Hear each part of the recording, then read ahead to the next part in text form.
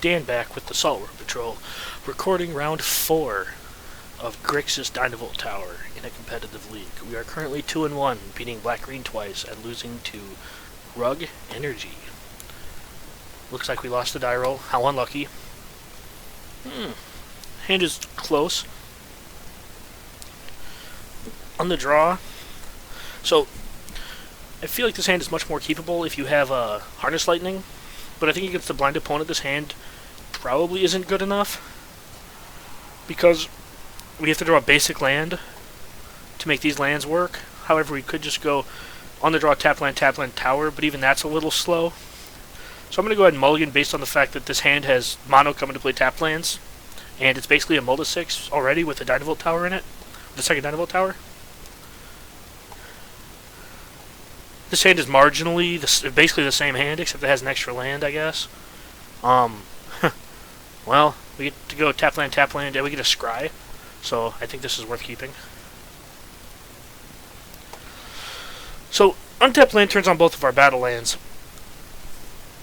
But it'll be our land number 5. I think I'm going to bottom it, although, again, it feels super grody to do so. Again, this hand is also kind of sketch, but like I think it's on par with the previous hand. You know, remove interaction spell Dynavolt Tower. This is basically that hand minus the extra Dynavolt Tower. And we're playing against I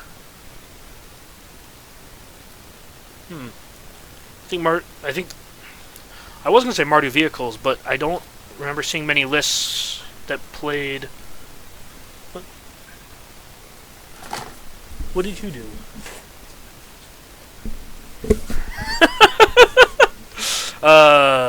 Well, we drew land number 5 anyways, which makes that scry to the bottom feel a little better. Andrew just may have gotten in trouble. We'll see.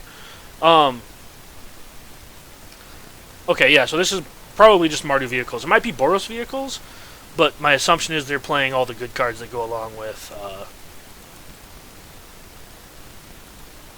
that, which makes our hand really bad, but our opener wouldn't have been any better. I think I'm going to go with Evolving Wilds here, just on the off chance. I'm going to do this now just because, whatever. I'm going with the Evolving Wilds because if we draw another basic, it turns these on, and if we don't draw another basic, we have this to hold up for Unlicensed Disintegration on the Heart of Kirin. We're going to get smacked either way. I mean, look at that. Perfect start, right? 1-drop Heart of Kirin, triple fast land to start. But they can't crew, which means we're not under an absurd amount of pressure. And it didn't look like they had a 3-drop. At least not a creature, because otherwise they would have crewed their Heart of Kirin. So I feel okay with the spot we're in, although if we keep drawing tap lands, that's going to be really bad for us. So I'm going to go ahead and play Dynavolt Tower here, I think, mostly because like they're on their Gideon turn. So if they have Gideon, and a lot of these decks, they don't even have the untapped land anyways, but if they have Gideon, holding up on Unlicensed Disintegration is not going to do anything. It's going to kill an Inspiring Apprentice, or an Inventor's Apprentice, or Inventor's Apprentice. And if they don't have Gideon, they get to smack us for 6, provided they, draw a creature that can crew Heart of Kirin. So, okay, so looks like they have the Gideon. But again, there was nothing we could really do about it. If we had a counterspell, we could have held that up. But they're going to get to smack us for 4 with Heart of Kirin. And next turn, they're going to be able to attack us with Gideon.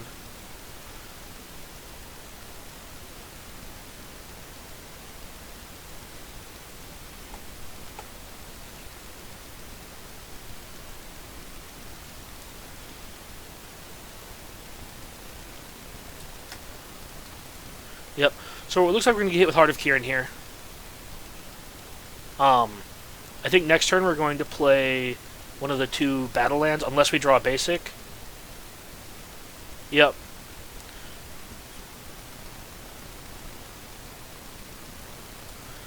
So this makes me wish we were on the play, because Fumarole on the play is really good here.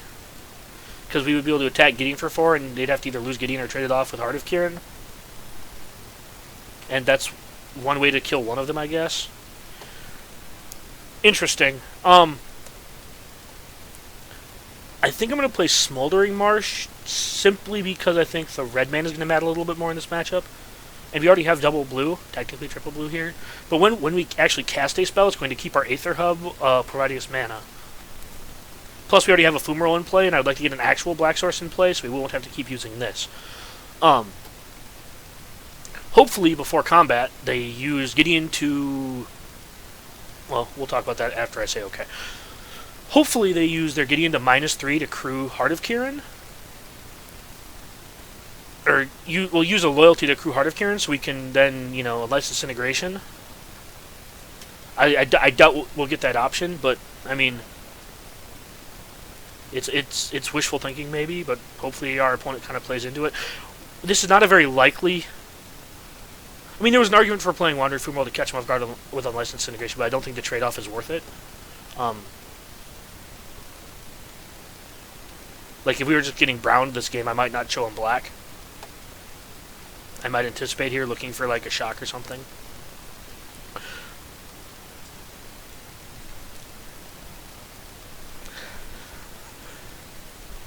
So basically you're telling me I can't talk.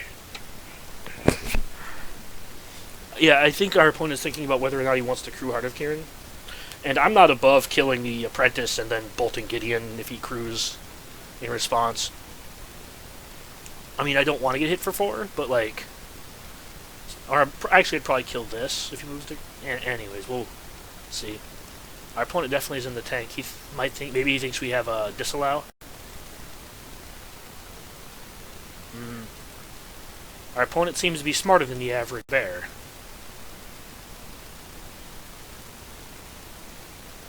Yep.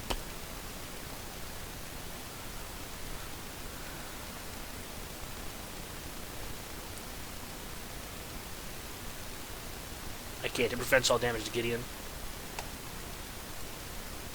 Andrew suggested that I kill Heart of Kiran and redirect the damage to Gideon. But of course that doesn't work because, I mean, if you zoom in on this stupid thing, it says... Oh, it doesn't. It says, becomes an indestructible creature that still Planeswalker prevents all damage. Because if it didn't prevent all damage, you could still block it, and it would remove loyalty. So that's why it has that clause. So, this is basically, you know, death phase here. So I'm going to have to kill something, and not Gideon, unfortunately. So, next turn, if we can actually kill the Gideon, because if we kill Heart of Kiran and they don't have a follow-up... So, I'm going to kill the Heart of Kiran because if they don't have a follow-up play, it makes Animate Fumarole attack Gideon an option.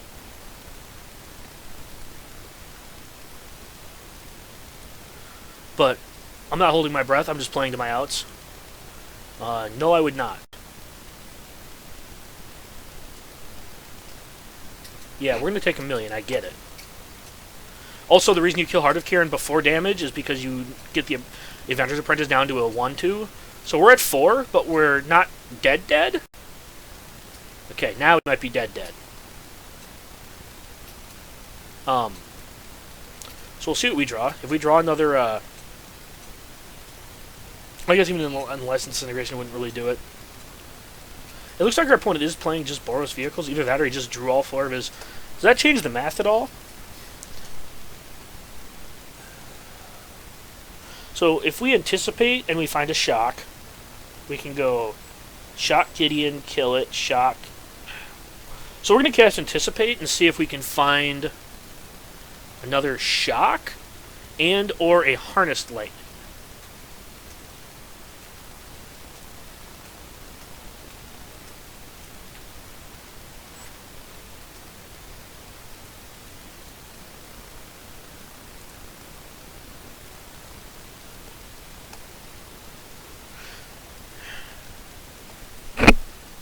So if we do Radiant Flames, we just die to Gideon.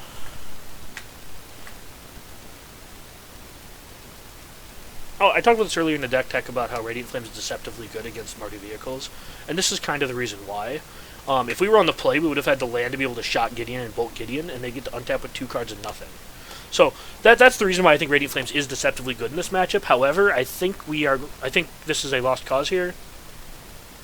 If we were able to make 2 more land drops this turn, and cheaty face it, we would if we're on the play, like if we'd been on the play this game, we would have been able to Radiant Flames this turn plus Shot Gideon plus Bolt Gideon.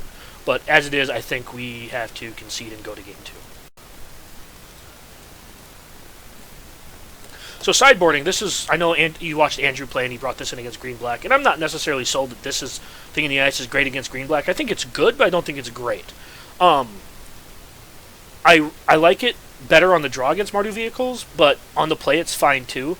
On the play, Negate is still playable. It's not as good on the draw. But when you get down here, like Dynavolt Tower is really slow, and To the Slaughter is not great. Although it can sometimes hit a Gideon, but that's really a concession I'm willing to make. I mean, I may leave it in here on the play, simply because like 2 disallows can probably come out, because Negate also counters Gideon. But Chandra's really good in this matchup, and like this might be a travesty. But I think Gearhulk is too slow, and I think since you're bringing in Thing in the Ice and you're leaving in 2 Dynavolt Towers, you're playing a lot of things that interact with spells, and not a lot of spells. Like you're cutting spells for things that interact with spells. So, yeah, well, yeah. So what I like doing is I like cutting the spells I'm not planning to cast, or at least not cast in huge multiples. So I'm going to bring in the 3rd Radiant Flames. And I generally bring in Tears of Valakut when I'm on the draw, because Tears of Valakut can kill Aethersphere Harvester and Heart of Kirin. I'm not a huge fan of it on the play. I like Pacification Array, and I like shaving and Anticipate, and I like shaving the Chandra here. So now we need to make a couple more cuts, and I think because we're lowering our curve, it's safe to cut in Evolving Wilds. Oh, I misclicked on the Chandra apparently. And To the Slaughter. So this is the configuration I like after board because it lowers your curve a lot. No, I wanted to slaughter over one of the disallows was what I was saying. I was making a comment while I was cutting the disallow. Just because disallow is less relevant, it's really good at negating Gideon plays, and sometimes it can counter Gideon itself. But again, the problem between this and the blue-red deck is that you have a lot more, air quotes, tapped lands around. But you can't cut any of these removal spells, and Thing in the Ice is just really good, and it's better than like the 3rd Dynavolt Tower and the Gearhulk, because you just want to be able to have enough things to end the game. Because they're going to be able to steal games from you anyways. Like, this hand is super sketchy. But on the play, I think it's borderline keepable because you have double disallow, which means I can hit their 3-drop, and I can unlicense integration their Heart of Kirin on curve, because I can go tap land, Aether Hub. And this is, again, one of the problems with the Grixis deck as opposed to the blue-red deck, is that you tend to have a lot more come to play tap lands. How unlucky, our opponent kept 7. We're going to lead with Silken Hollow just in case we draw Harness Lightning, or in case we draw Negate. So it allows us to go Mountain, go and have all our colors available to us.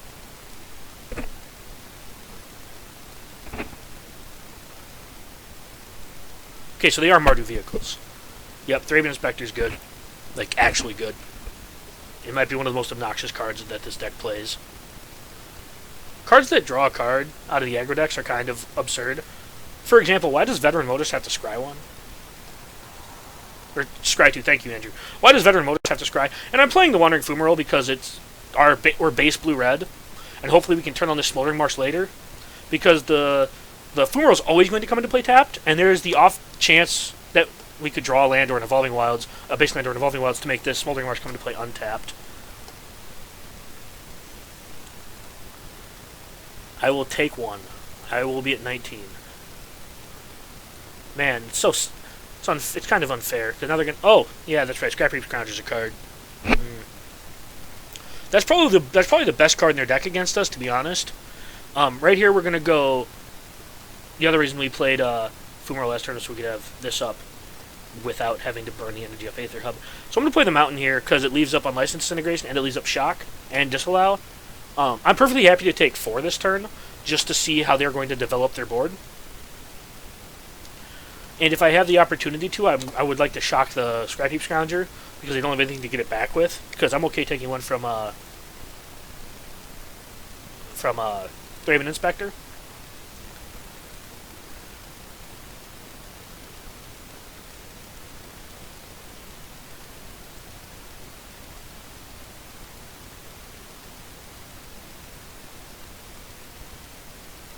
I'm pretty much hedged into disallowing whatever they're playing here, so I can untap and shock, and then disallow, hopefully, their Gideon. We still need to draw a little bit better than this, I think, to win these matches, but, like, I've had very good success with this deck in paper against Mardu vehicles. I'm something like 6 or 7-0 at this point. Yeah, Thraben Inspector's fine. Again, they have a lot of obnoxious cards like this, and it's really sad that all the aggro decks have better late game than the control decks. Maybe WotC will fix that someday, but I remember casting Sphinx's Revelation. I'm not saying you need to reprint a good control deck. Andrew brought up a good point that I didn't shock anything into turn, and it's because, one, I'm far too lazy for any of that stuff, and two, like, I really don't have any excuse. I lied. I just didn't do it. And then I didn't play the Aether Hub to be able to cast it this turn plus something else, so whatever. We're going to take 5 here, go to 10.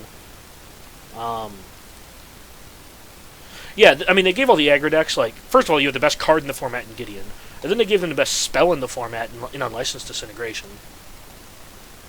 So it's kind of absurd how good the aggro decks are right now. Plus, like, they have a 2-drop that scries to, and a 2-drop that's better than any card the control decks get to play. So why am I playing this control deck, you ask? Because I hate my life.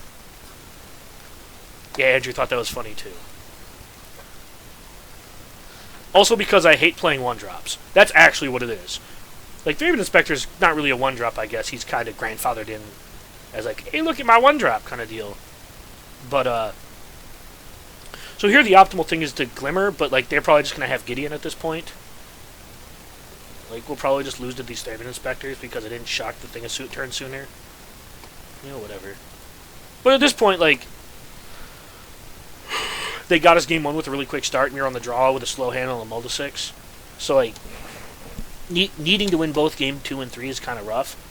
Generally, you need to win game 1 against these decks. Hopefully they have, like, a medium for turn 4 play.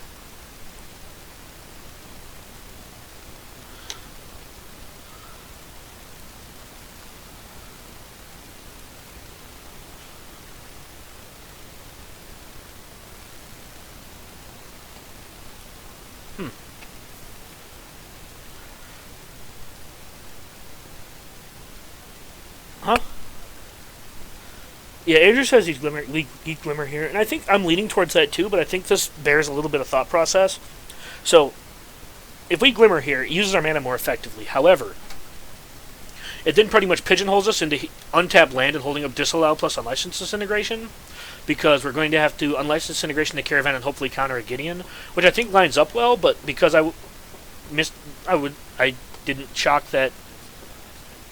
Yeah, I know I have 6 mana here. What I'm saying, though, is because I think it's a slightly sketchier line because I made the mistake of not shocking the thing, so we're at a lower life total.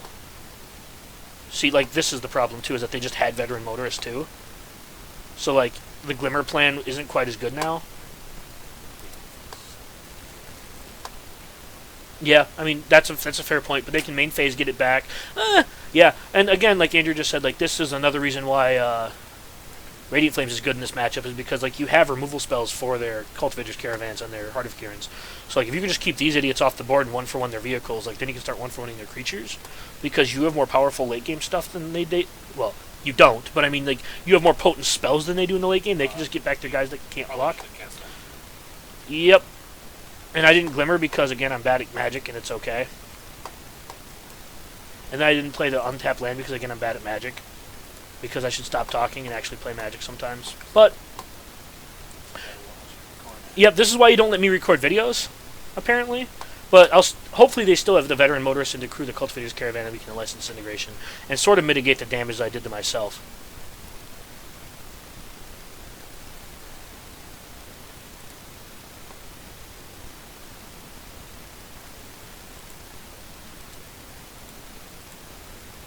Yeah.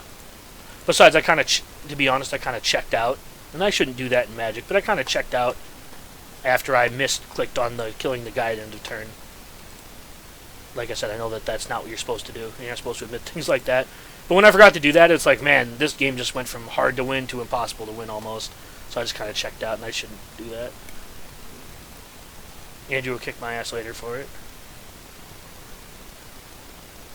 But you live, you learn, and I need to pay attention while talking through my lines. So.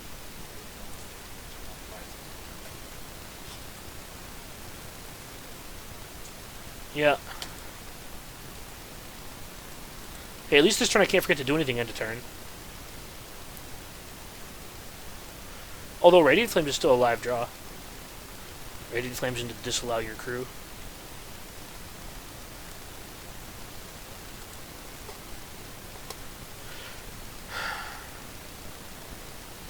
I'm just going to main phase Glimmer here. I mean, I know day late, dollar short. I get it, whatever.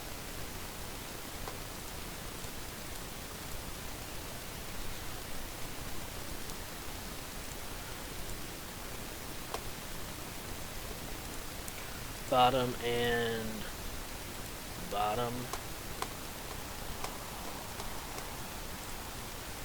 Yeah, I made some mistakes, and again, like, I should not have checked out the way I did. But you live, you learn, and I'll be paying for the next league after this one. Goodbye, everybody.